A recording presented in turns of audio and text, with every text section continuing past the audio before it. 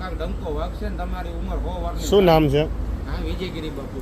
વાદી છો કે સાચે ગીરી છો? હા, વાદી છો કે સાચું ગીરી છો? એટલે વાદી છો કે સાધુ છો? વાદી. વાદી છો ને? હા.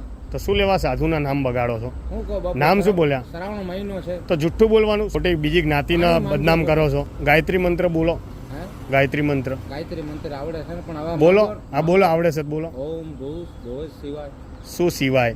બે તમને મંત્રોચ્ચાર કરતા આવડતું નહીં, ખાલી સાધુ બનીને ફરવું છે ને સાધુના નામે માગી ખાવું છે. શું લેવા સાધુને બદનામ કરો છો બે? હે, બચ્ચાન એવું બધું. પણ તમે માગવું જોઈએ તો તમારા અસલ વેમાં માગો ને. તમારી જોડે જ્ઞાન નથી, તમે નથી કોઈ જાતનું તપ તપસ્યા કરતા. સાધુ શું લેવા બનો છો? કોકને કેમ બદનામ કરો છો?